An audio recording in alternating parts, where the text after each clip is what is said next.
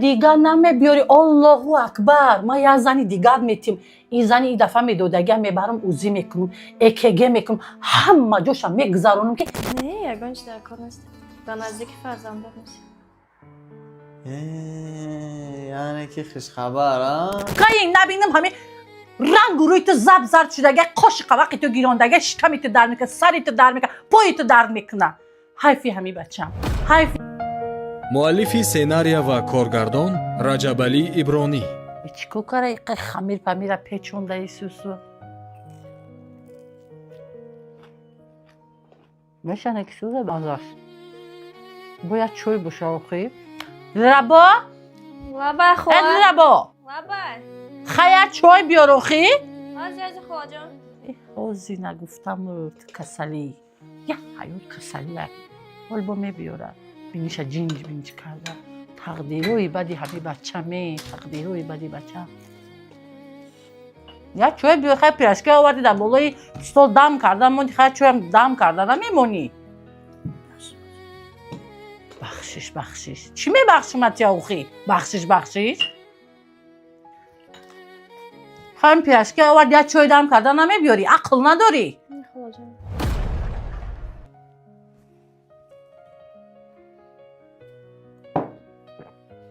با چه کردی بینید خیلی جینج بینج کرده گیه؟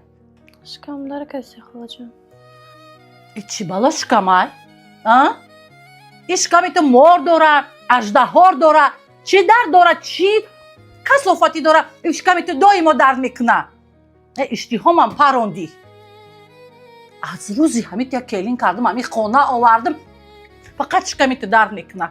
که نبینم همین رنگ و روی تو زب زرد شدگه، قاش قوقی تو گیراندگه، شکمی تو درد میکنه، سری تو درد میکنه، پایی تو درد میکنه.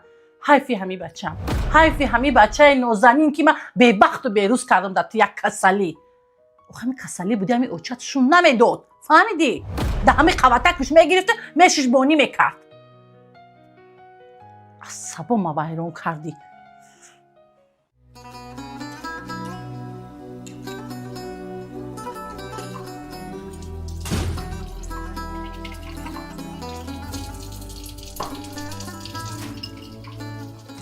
زنک لبا مردک جان.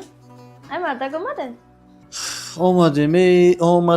اومدیم ارای دور اومده چوکای زنک جون نه هیچ مردک جان سوز اومدن. کاراتون سوز بر. برو سلامتون سوز. سوز چی زنک نمی و کم هوا کم خنک شدگه با خیلی هوا خنک دم میفراودم کار کردن چوکای خیلی تابل بریده وقتت خیلی شای ها هیچی مردک جان مهمون داره های.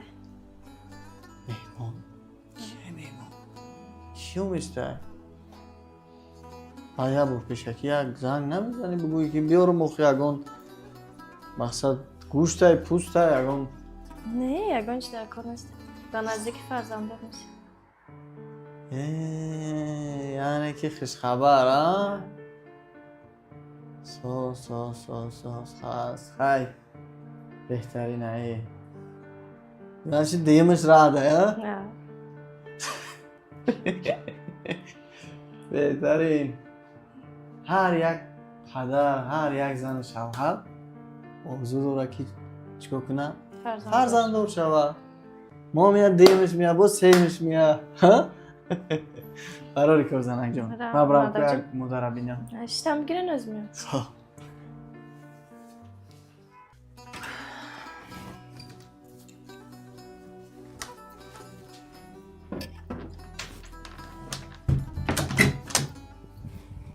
اوچه جونی ما بیا اوچه جونی ما دیل جونی ما تو را یگانه گفتم لیوستری خانه گفتم چو کدی اوچه در می خونه قطم زنی کسلیت میشینم یا برای کسل شدم رنگ رو ما زرد زرد شده میجام ریخته قشم ریخته یک خونی خوله درمو چو کردی بخی وقت خشه دهن گیزه بخی مهمونی نو را ده اوچه مهمونی نو اوچه هم نیست اگه مهمونی اگه مهمانه بیا اوچه جون نفهمیدین مهمونی نو اراده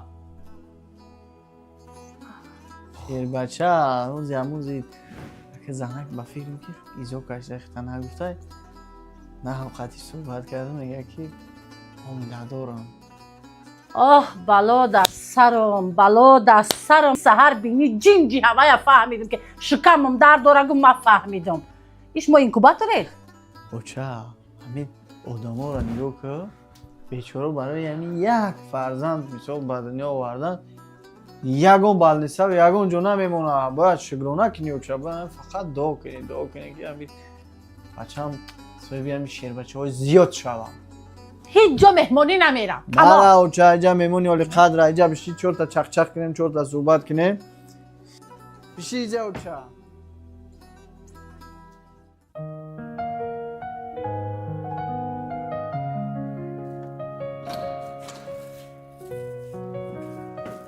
السلام علیکم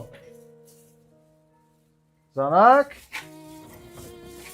آقا مردک آمده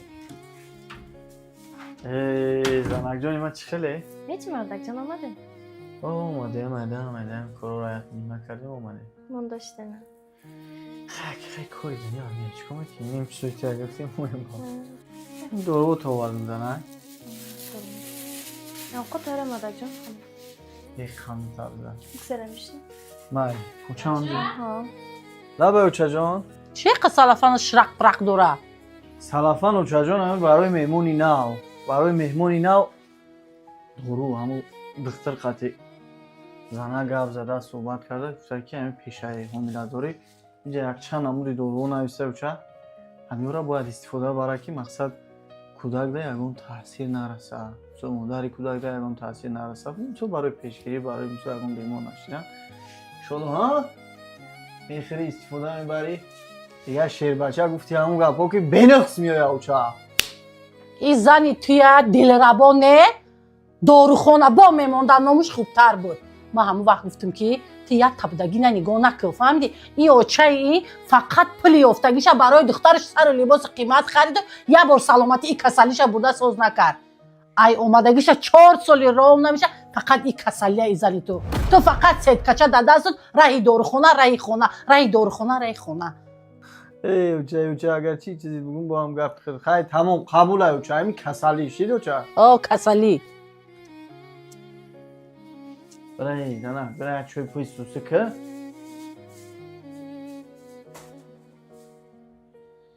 ای بچه همین کسلی میگن اوخه 4 ساله همین خونه ما آمده کسله اوخی همین کاری تو داروخونه ای دبادی دیلم زد گوش کمانه بچم بر گم خونی و چش پرتو راو بچه تم ای بخچه گیر بیا جیل پستکوش جمع کنه گیر گم که بر خونی و چش پرتو این قاوچش کسلی بونی کنه یک عصبای ما آرام شوه اوچه جانی من برنامه جانم اخی اوچه جان من چه خیلی خوزی من زن من میگیرم خطی فرزند بود زنم حامله دار من میگیرم خونه اوچهش تا میبرم میپرتم اخی اوچه یا به این صوفیا اوچه ای در یگونجا توغری نمیگیره اوچه ای دیگه برای خونه اوچهش بیگونه ای اوچه ای فرزند خاندانی ما اوچه جان ای عضوی اوله ما اوچه ای برای شما فرزند اوچه جان یگام عضوی اوله من حساب نمیشه فهمیدی من خیلی دختری کسلی نزایدم میگیری میری بچه تا بخچه میبر جیل پستکوش جمعی که میبر در خونه اوچهش میپرتوی من آنده شدم من اوچت که باشم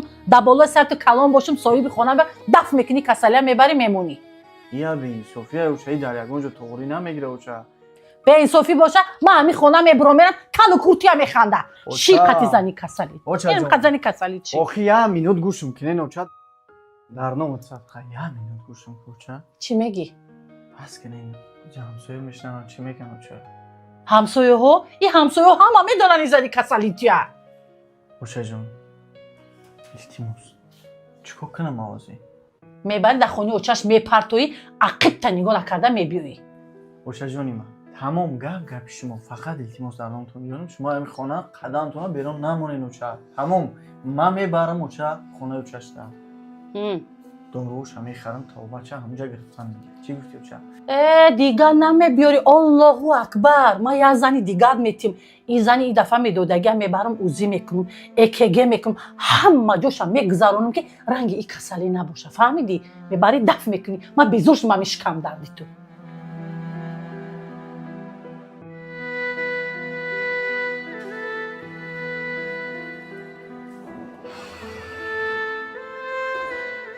من نفهمیدم مردک جانم زنه گفتم که میفهمم بیا بریم شما نگفتین.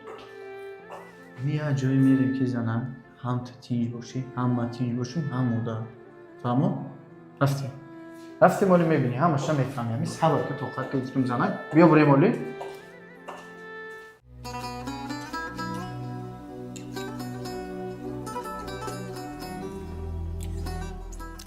ای خدا با شکره ای دوگانه منم نه که روز نداد لبای دوگانه جان السلام علیکم دوگانه. السلام علیکم ای کم نمویده سازی خوبی؟ آخی نمی کار و باری خونه می کلی نبردیم دفع کردیم دیگه کار و باری خونه چه خیلی ساز تینجی؟ شک سازم خیلی هر روز میبینم مبارک شود خونه های نو سر و کاری نو. رحمت قطورک شود چه خیلی کار خونه های نو چه خیلی همون خونی زندگی داریم همون خونه حالی دیگونه دیگونه پخته ایده قدانوی بخدا و میبینم هر روز همین کلین تو بچه همین بالای خونه ما در کوارتیره خونه گرفته میفرویم هر دوشون کلین در پیش بچه تشتگه در پیش ماشین کستگی کردم خیلی میفرویم نه سلام و نه علیک میگذارم اخی در این بالای با پایونا نمیفروی تگوی دوم دیگه همی آشیانه بلنده با فکر ما خونه های گرم تلویزور هم میمونی تگی تلویزور نمیبراین دوگانه جا دوگانه کلینم گفتی؟ آخ کلینو بچه؟ با دو چشما دیدی؟ هر روز میبینم همی سهر رو بگم میفرویم رحمت برای خبرات حالی با گپ میزنیم صدقه رجب علی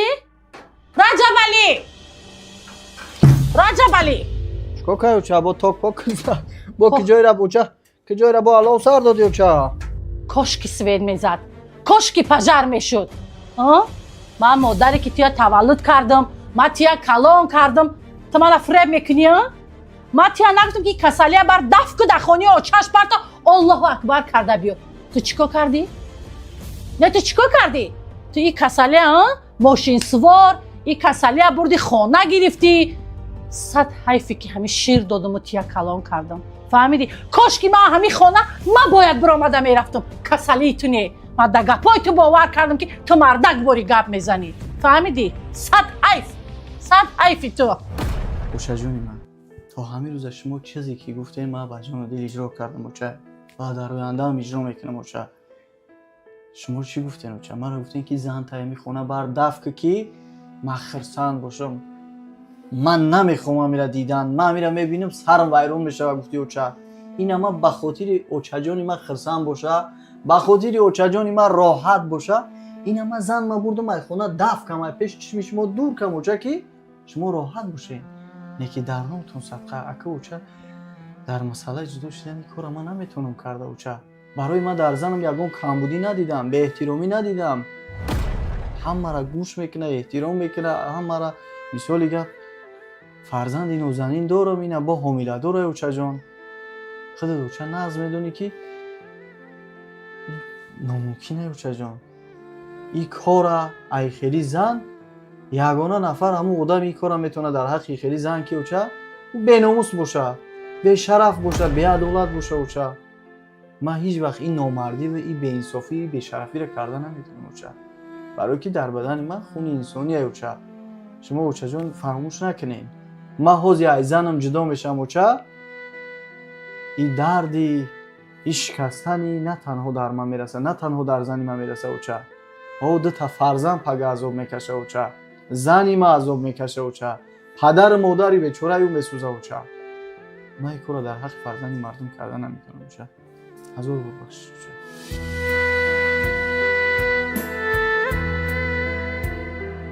филми мазкур давом дорад. Барои давомашро дидан дар канал подписатсия кунед, дар навор як дона лайк гузоред ва дар комментария давом нависед.